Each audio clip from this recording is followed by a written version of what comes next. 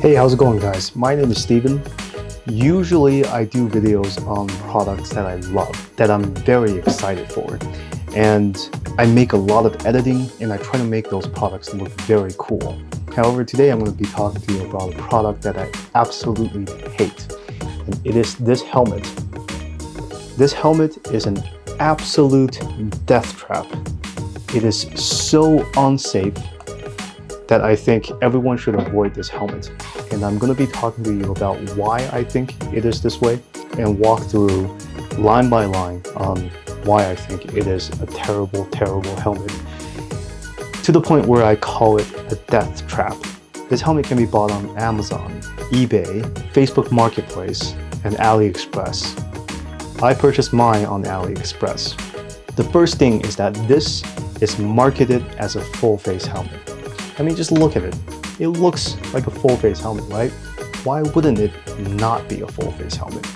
Well, the problem is once you go to the inside of the helmet and you disassemble the inside of the helmet, you will find that there is no actual structure to the chin of this helmet, to the face or the chin of this helmet.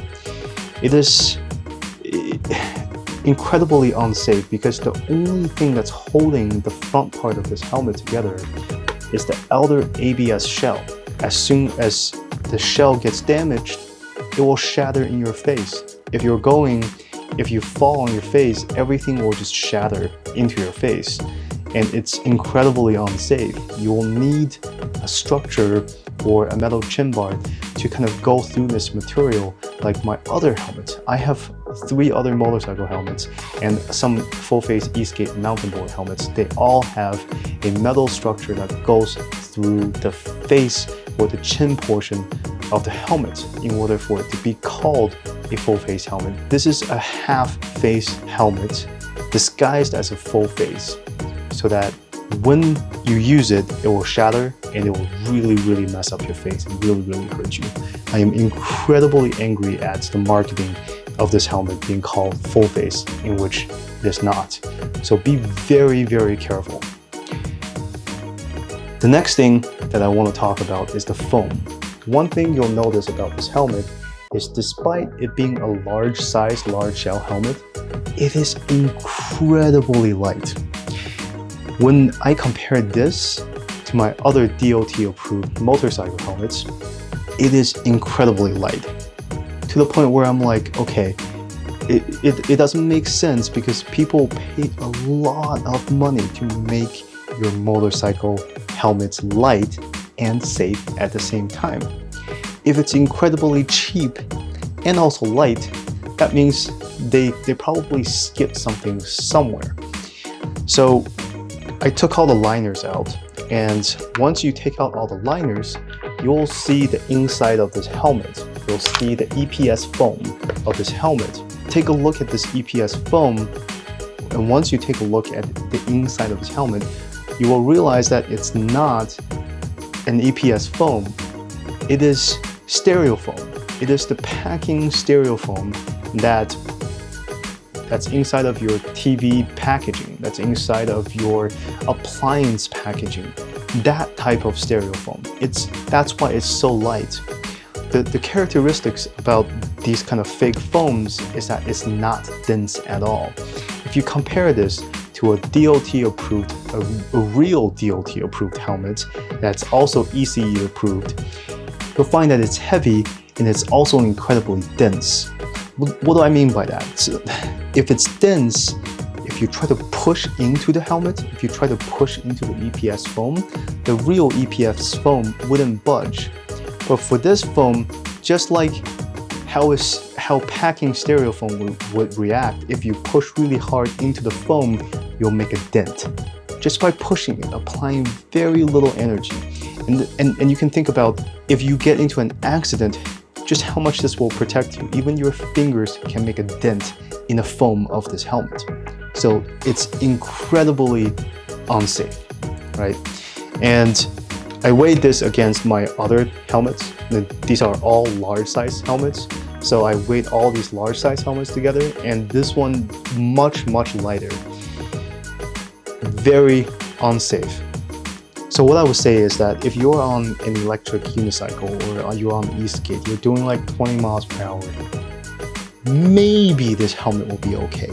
But this helmet is advertised for motorcyclists, people who will be driving like 40, 50, maybe even go on the highway at 80 miles per hour. This thing will do jack shit. This thing will kill you. Like if you fall on your face at 50 miles per hour, everything's gonna shatter into your face in the front because there's no chin bar, there's no metal, there's no structure, right? And then the foam is packed, styrofoam packing foam. It's going to kill you if you impact on anything more than 20 miles per hour. So incredibly, incredibly dangerous. The next thing I want to talk about is the vent. This helmet is also marketed as full ventilation. This helmet is marketed to have full ventilation. Now, if you take out the liners, you'll see that there's nothing connecting the front of the vent to the rear vent. The rear vent doesn't even connect into the helmet. It's so stupid. It's just there as a cosmetic item. It doesn't vent anything.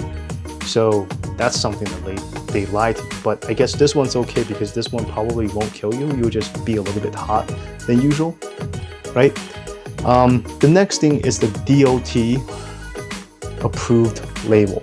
A lot of these DOT approved labels are fake. I cannot confirm whether if this label is fake or not, but looking at everything we have just gone through, no structure in the face of the helmet, packing styrofoam inside of this helmet, and it being unusually light for a helmet of a large size helmet, for a large size motorcycle helmet that's also DOT approved. I see the chances of DOT being DOT approved is pretty slim. However, there's one more thing that you should be looking at. If you go to the official DOT website, they also say whenever a helmet manufacturer manufactures a DOT approved helmet, they also must put the manufacturing date inside of the helmet in the liner. The real helmets that I have do have a manufacturing date. But this helmet does not. It just says this helmet is made out of ABS material. It doesn't even mention the EPS foam. So how do you find a reliable helmet? So remember what this helmet looks like. And I'm going to show you a couple of the stock images as well. If you have this helmet, throw in the trash. I'm going to throw this helmet in the trash. If you have some friends who have this helmet, send this video to them. Let them know just how dangerous this helmet is. And hopefully you learned a couple things and you can actually take a look at your own helmet and see if it makes sense or not. This usually only applies to motorcycle helmets if you have one, right? It doesn't really apply to e-skate helmets because it's built a little bit differently. So I just want this to kind of circulate out there because it's incredibly dangerous. When I took this helmet apart, I was really enraged. I was really, really angry. And it just makes me sad thinking that someone might be wearing this helmet thinking they're safe until they get into an accident, and the people who make these helmets are not going to be held responsible. Yeah.